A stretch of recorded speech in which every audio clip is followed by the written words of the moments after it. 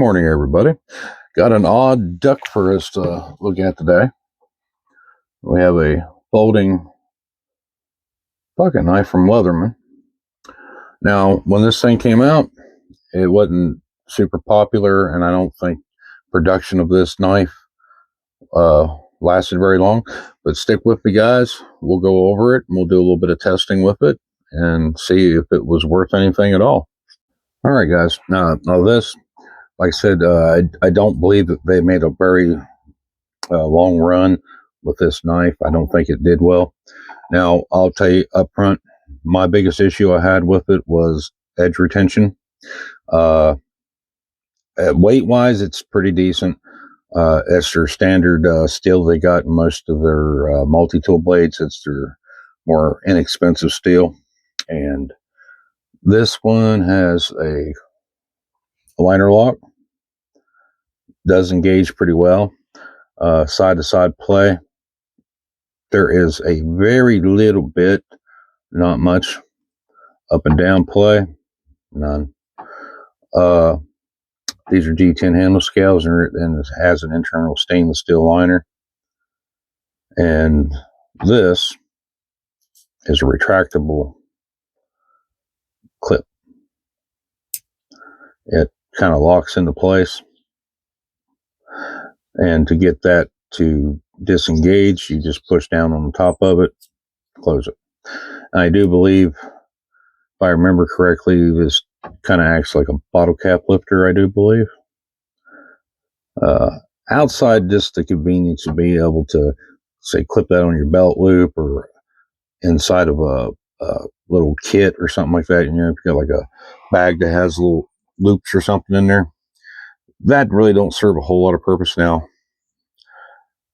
It had a belt clip with it, but I removed it, and I do not know where it's at, but this here was the only place that there was no other side you could put it on. It was right there, and I'd taken it off a long time ago. I've lost it.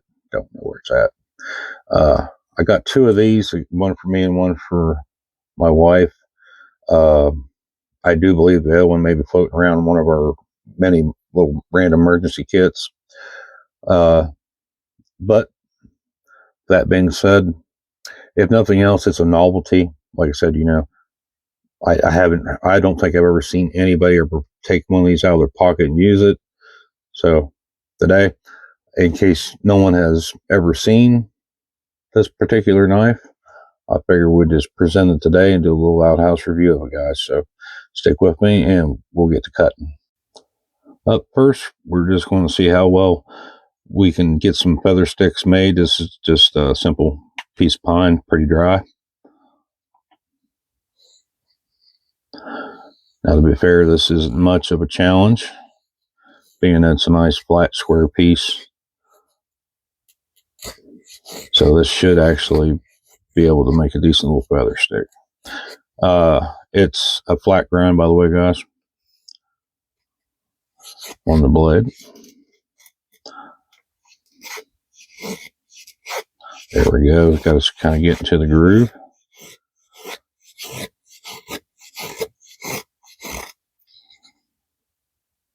So that performed that task fairly easy, not too bad.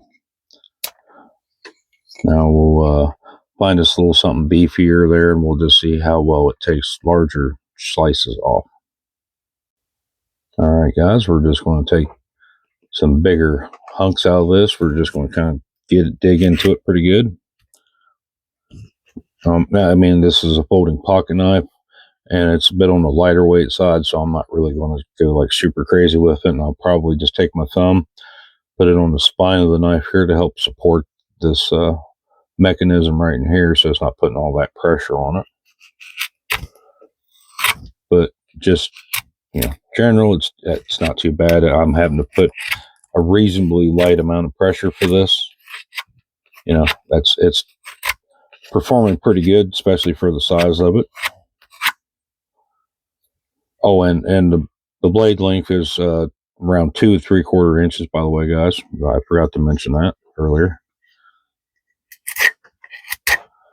So we're doing pretty good with that. Just, you know, use your real basic, simple cutting. We're not going crazy with it.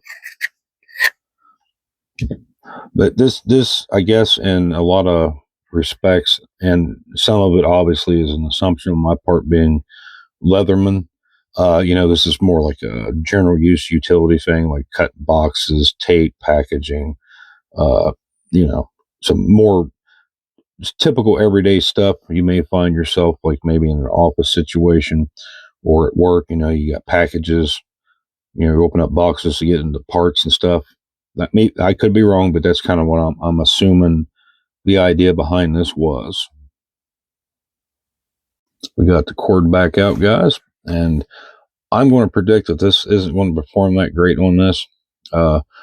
This isn't like the most heavy duty tensile strength kind of stuff, but it's kind of tough or it's like abrasion resistant. So actually, cutting this, unless the knife is got a really good sharp edge on it, it won't cleanly cut through this. So, and like I said, I've had edge retention issues with this knife, so let's see how well she glides through there.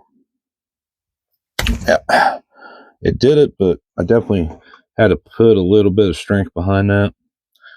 And if you've seen this on my other videos, you can obviously tell that wasn't quite as clean as cut. We got a lot of frizzles. But we'll take this piece here, just take it right down to the stump here. Switch you guys down so you can see better. All right, now we'll try to just push this, do a little bit of push cut through there. Yeah, I'm going to have to do a sawing action. Yeah, it's not wanting to cut this. Yep, that's probably the worst performing blade I've had doing this test with thus far, if I ain't mistaken. So not great on that. So let me feel it. It still feels like it's a little bit sharp. I can definitely tell it's not as sharp as when I started. And the only thing I did when I first started was I stropped this across my belt real quick just in case there's any burrs on it. But we'll go continue onwards and see what we're left with here near at the end. This is not necessary, but I'm going to take this decently thin corner right here, and I am going to slightly batten it through there, just kind of see how it handles it. Yeah, that's what I figured. It should go through that thin stuff pretty easy. You don't have to put a whole lot of force behind this to get it to do it. I know that's pretty simple and basic. However, see now it's actually cutting that fairly well, which is kind of confusing with the cordage. So I can get some pretty fine shavings there off that, but it won't cut the cordage very well. All right, now we're going to head and just go to the cardboard here. That's something I can't really tell you how it's going to work, but I'm going to predict before I cut this, it's not going to perform the best, but it may surprise me. So we'll start out. Let's cut across this corner here. Okay, that wasn't too bad. That was decently clean. Now let's make a finer draw.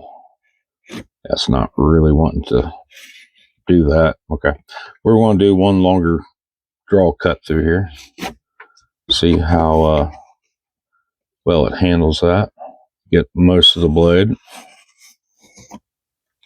I mean, as you guys can see, that it's not a bad. It's a fairly clean cut.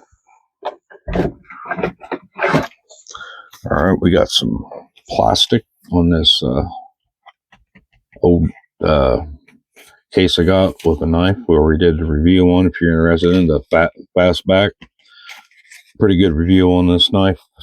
So if you're all interested in that, just look it up. So we're going to cut into this plastic. Actually ain't too bad. That's so strange that it cuts all this material well, but struggles so much on the cordage. Let's just grab the cordage again, guys. I guess there's always a chance it was me. So we'll get us another piece of this and I'll try it again.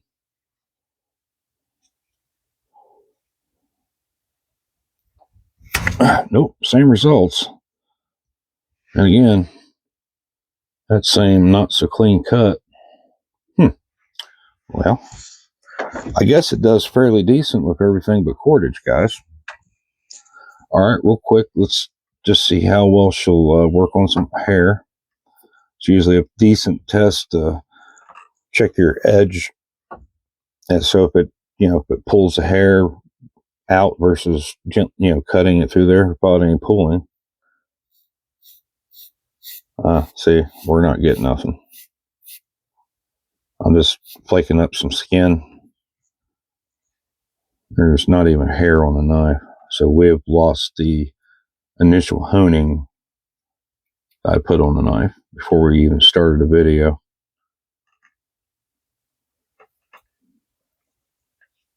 Well, and again, that's one of the things I was talking about at the start of the video.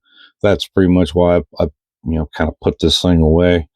To me, it's more of a collector's item because I can't use it long enough for it to be worth carrying in my pocket, because I don't want to have to hone a knife every 1 or 2 times I cut something with it. There you have it, guys. And keep in mind, I don't like to be negative, but I do really like Leatherman's products. I understand we're having some issues in the future, from back when I was just more of a big fan of them, and I didn't understand how the industry kind of works. We're having quality control issues. So, and like I said, now this could have been a far better product, I think, if they would have put more effort into making sure that the steel was a far better quality, and they may have been able to keep the same type of steel, but just make sure usually good stainless steels that go through a series of cryo treatments, and annealing the steel, getting there all that hardness and toughness combination right's important. But what I am seeing in this knife, which is so weird, like we get something easily done, but we get into cutting cordage or hair or something like that, and it does not do a very good job. So you could. So that makes it hard for me to say the knife's an absolute fail, because it will, obviously, as you're just watching, I'm shaving wood off this piece of pine here. Granted, it's not a hardwood, but I'm having very little effort to do this, and it's just taking shavings right off of it. If I take my time and go a little bit slower, more controlled, I can get the finer, more curly cues out of it. But here's the deal. Ultimately, I like having a fairly sharp knife. I don't mind doing some work after the fact to hone it back, but being that this one, the way it does dull, I go from hair shaving sharp, and I got a very small amount of cuts, depending on how hard the material is I'm cutting through.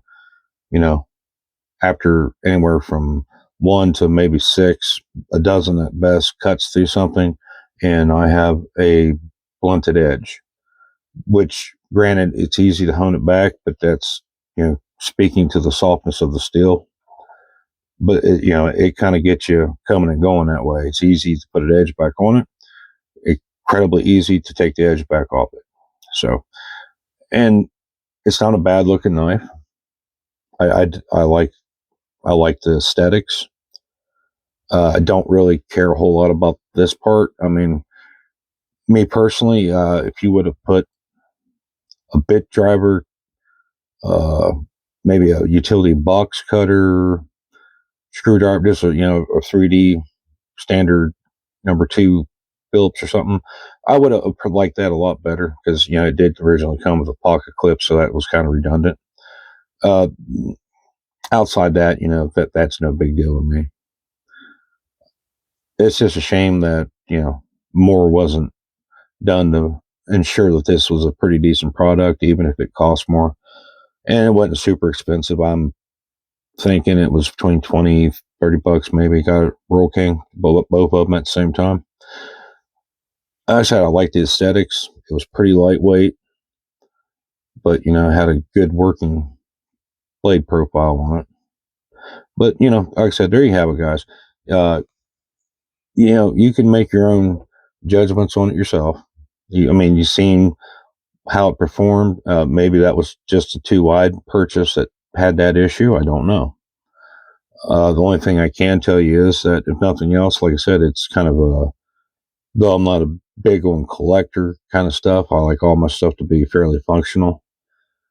And I bought that under the assumption that this was going to be. However, it's like one of the little weird experiments that, was kind of out there, though it didn't succeed. I still got this little piece of history nonetheless. But guys, I appreciate you watching. If you guys are liking what you see, check out the other videos and subscribe, like, and share the videos if you would. I'd greatly appreciate it. And with that, I'll see you all soon in another video.